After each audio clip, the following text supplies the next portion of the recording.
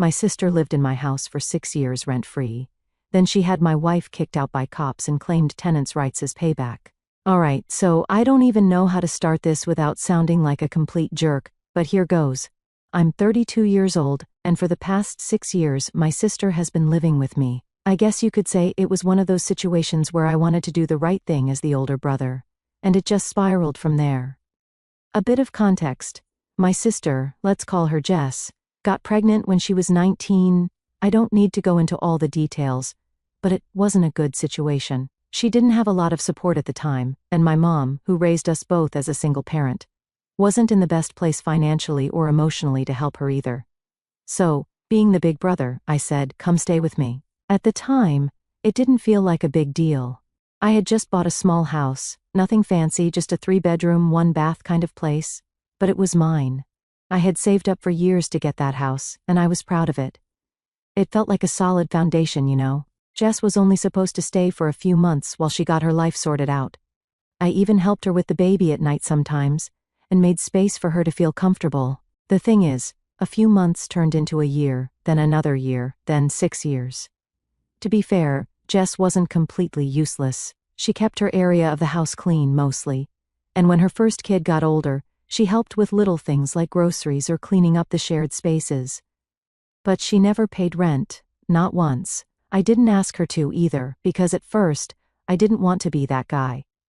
I felt bad asking her for money when I knew she was struggling as a single mom. Over the years though, things got comfortable for her. She had a second kid while living here. Don't ask me about the dad situation because that's a whole other story. And suddenly, what started as a place to crash became her entire life. My house was her house. Her boys, my nephews, grew up thinking of it as their home. I guess part of me let it go on because I felt like I owed her something. Jess and I didn't have the easiest childhood. My mom did her best, but we grew up pretty broke, and I always promised myself I'd be better, that I'd be the kind of guy who helped his family when they needed it. And honestly, I like my nephews. They're good kids, even if they're loud as hell and constantly making messes in the yard. Then, about 4 years ago, I met Amy. She's now my wife, and honestly, she's amazing. We clicked right away, and she's been nothing but understanding about the whole Jess situation. For the first couple of years, Amy didn't say much about my sister living here. She'd make little comments sometimes like, "When do you think Jess will get her own place?" But she was patient, because she knew it was complicated. Things started to change when Amy moved in last year. I mean, I get it. It's not easy to move into a house where another woman and her 2 kids are already living.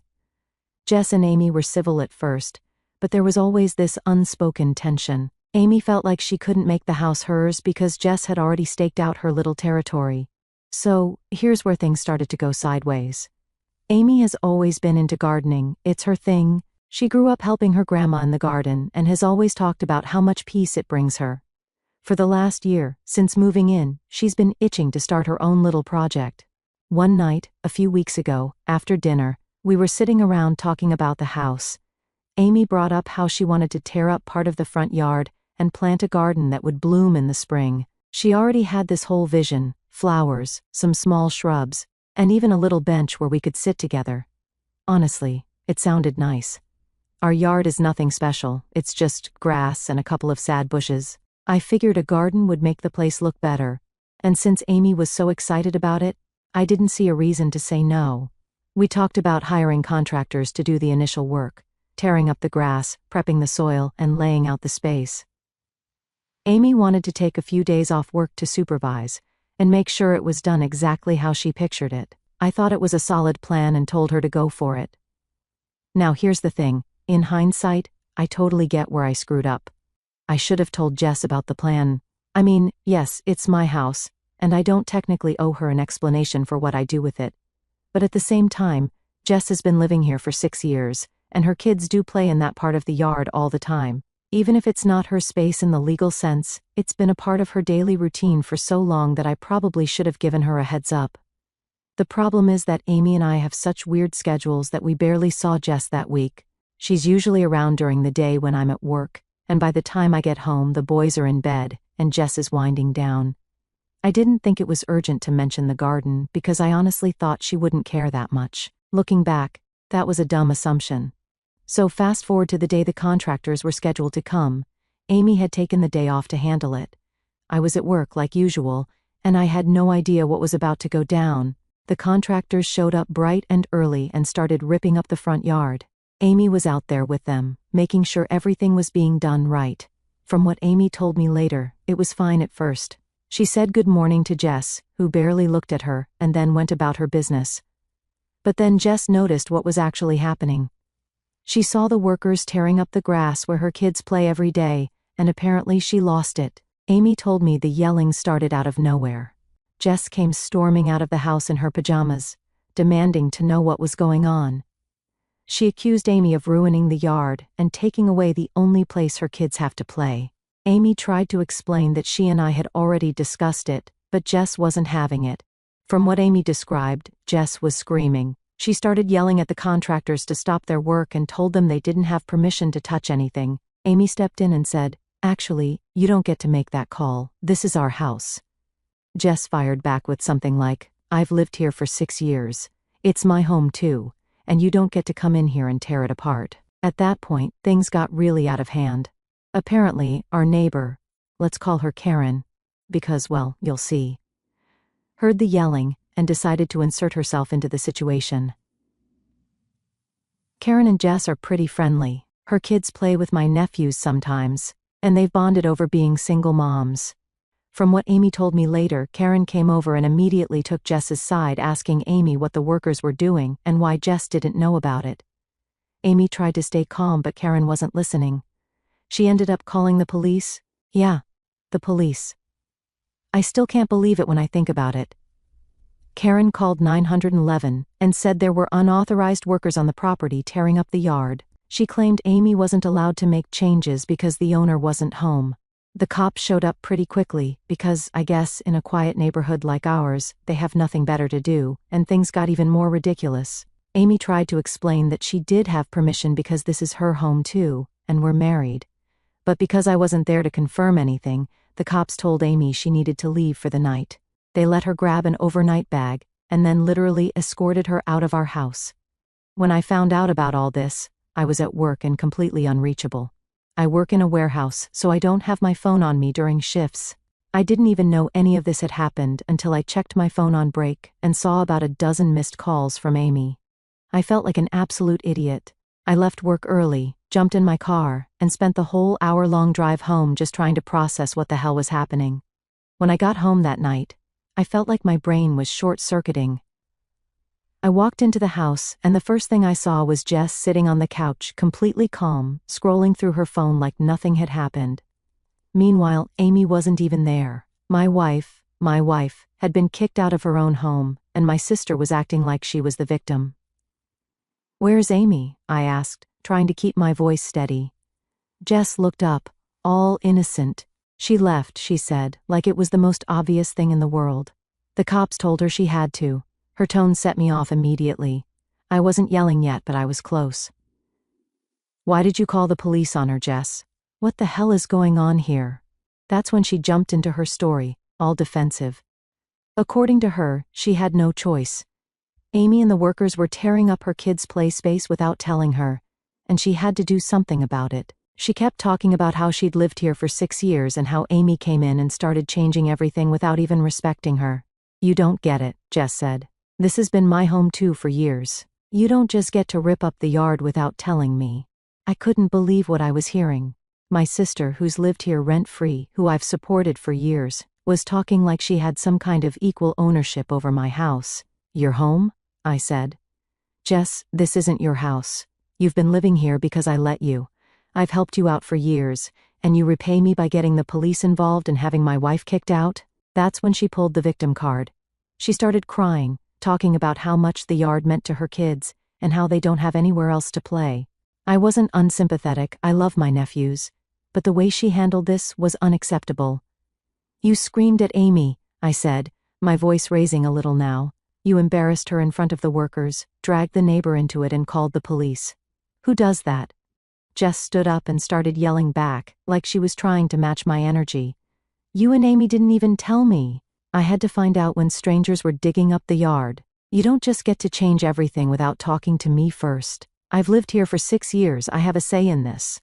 I stopped. I actually stopped mid-sentence because what she said was so insane to me.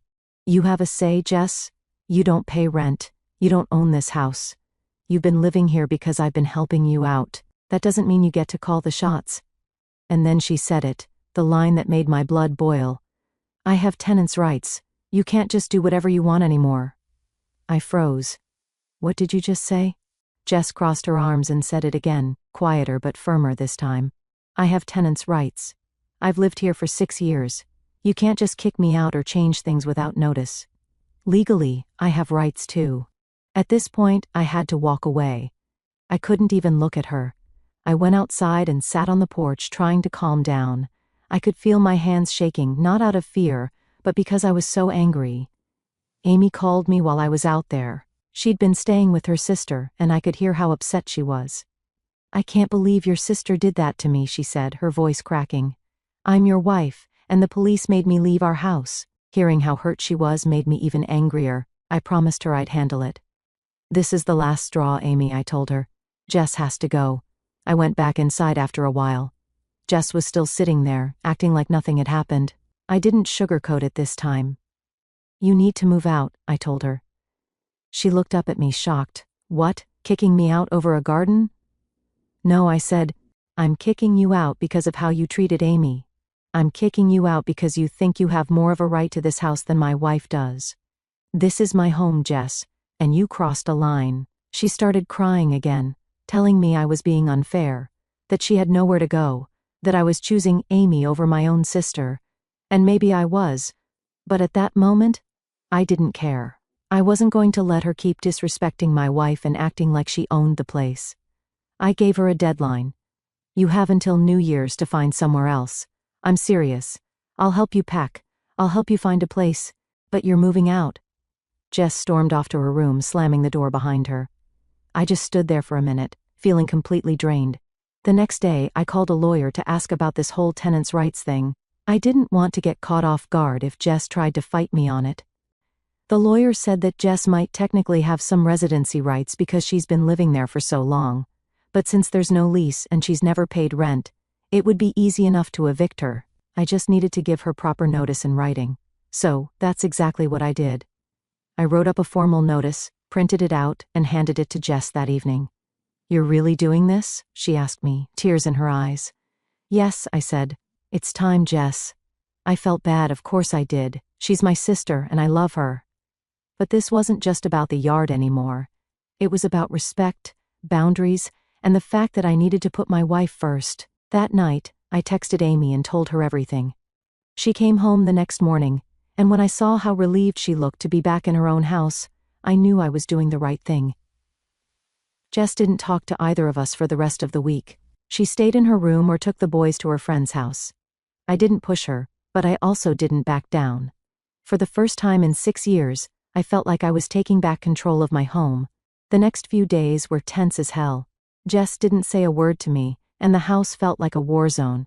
She kept to her room with the boys, only coming out when she had to, probably hoping I'd change my mind if she just laid low. Amy was back home, but she was still pissed. She didn't deserve any of this. The first night back, she unpacked her overnight bag and sat on the edge of the bed, quiet. I tried to apologize, tried to tell her I was handling it, but she shook her head. I know it's not your fault, she said, but your sister humiliated me in my own home. Our home. You have to fix this. She wasn't wrong. The next morning, the neighbor, Karen, decided to stir the pot even more.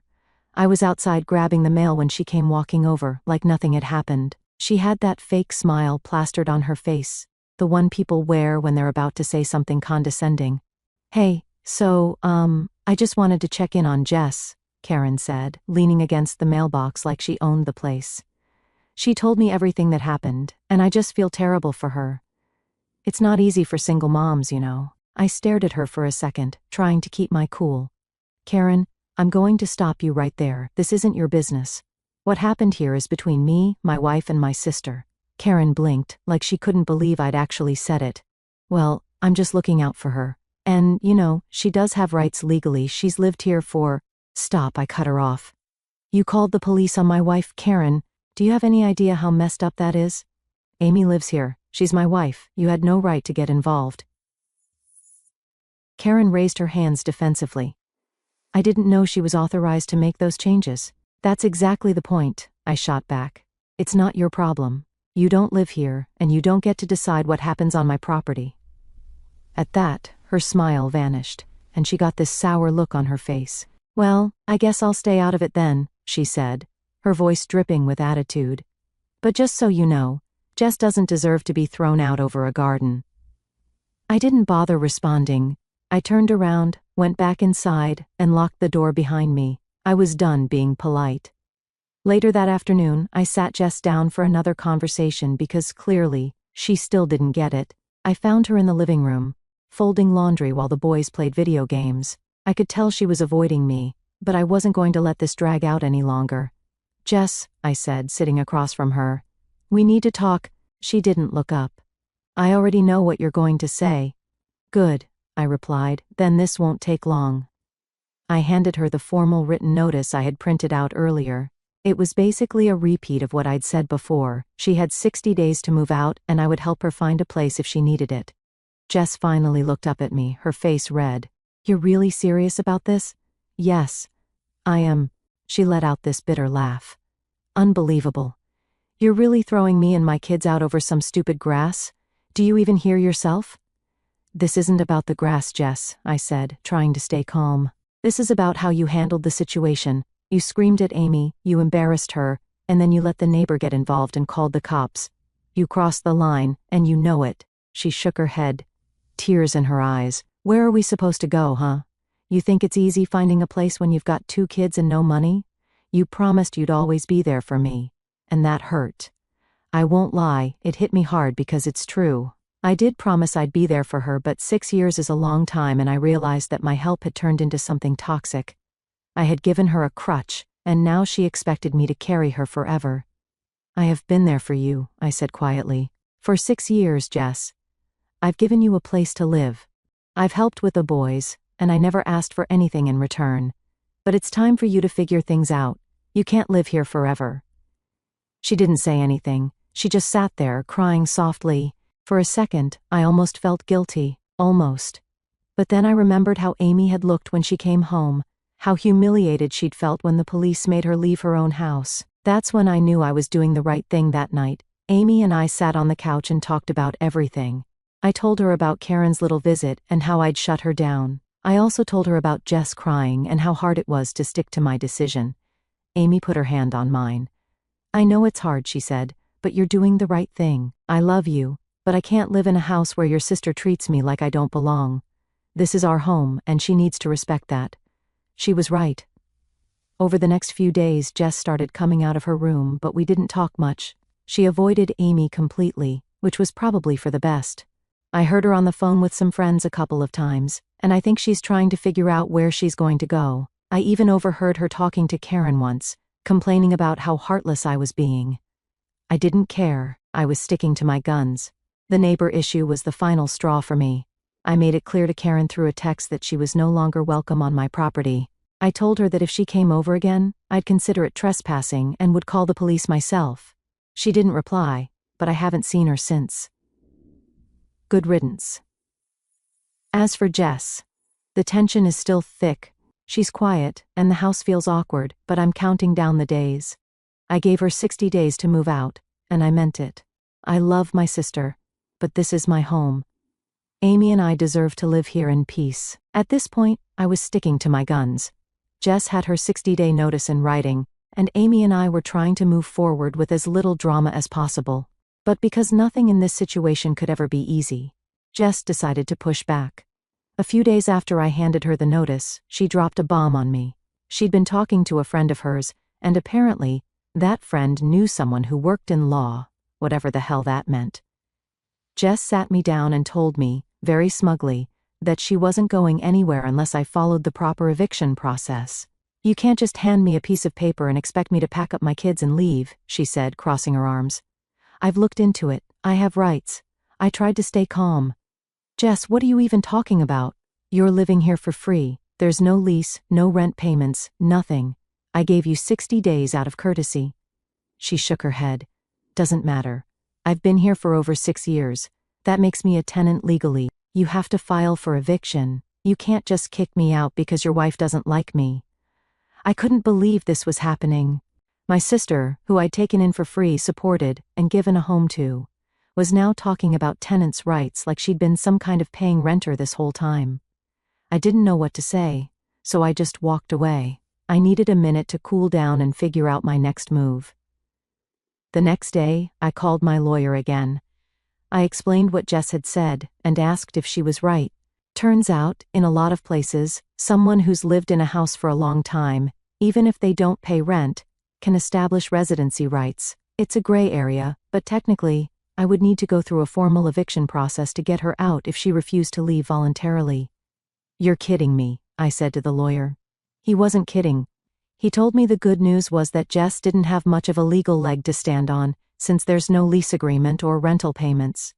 But the bad news was that the formal process would take longer than I'd like. I couldn't just change the locks and throw her stuff out, that would be illegal.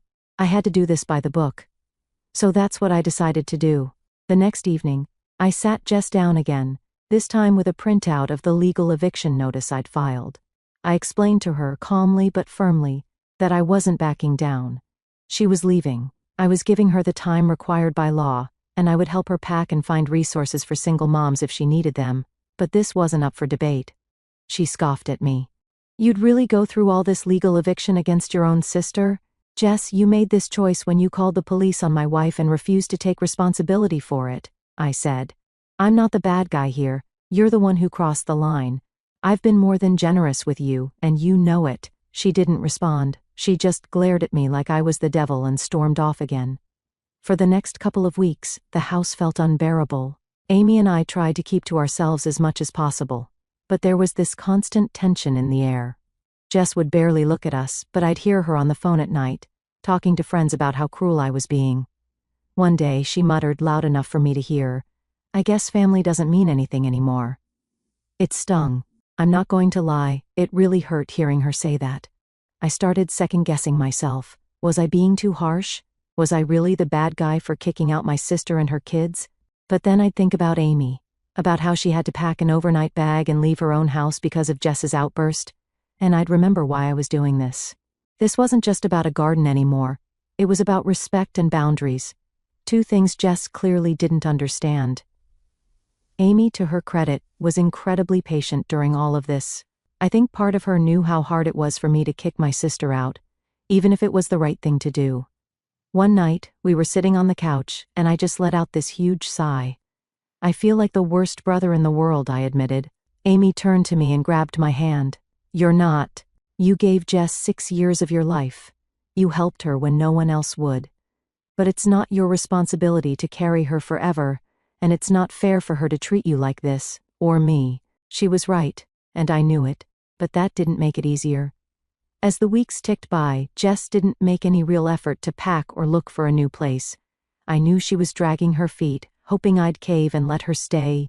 I even overheard her tell one of her friends, "He's bluffing. He won't actually go through with it." It pissed me off. I didn't want to escalate things, but I wasn't bluffing. I started looking into options to help her move faster, talking to social services about resources for single moms, reaching out to a few friends who might know of apartments for rent, and even offering to help her with a deposit if she found a place. I left a list of resources on the kitchen counter one day and texted her, "Here are some options to help you and the boys move forward." "I'm serious about the deadline, Jess." She didn't reply, but I noticed later that the list was gone. By the end of the month, things were starting to shift. Jess finally started packing up small things, clothes, toys, some of her kids' books. I didn't say anything about it. I figured if she was finally coming to terms with leaving, I'd give her space. One evening, she actually came into the living room while Amy and I were watching TV. She stood there awkwardly for a minute before speaking. "Are you really okay with this, me leaving like this?" I looked at her, and for the first time in weeks I felt something other than anger. I felt tired. "Jess, I love you. You're my sister, but this can't keep going on. It's time for you to start fresh and figure things out on your own. I'll help you as much as I can, but you can't live here forever." She didn't argue, she just nodded and walked away. By the time we hit the 60-day mark, Jess was mostly packed. The boys didn't seem to understand what was happening, which made it harder, but I knew it was the right call. I helped load her boxes into her friend's car on moving day, and when she finally drove off, the house felt quieter than it had in years. I feel bad for my nephews, but my sister's been living here for free for 6 years. I didn't sign up to be their permanent landlord.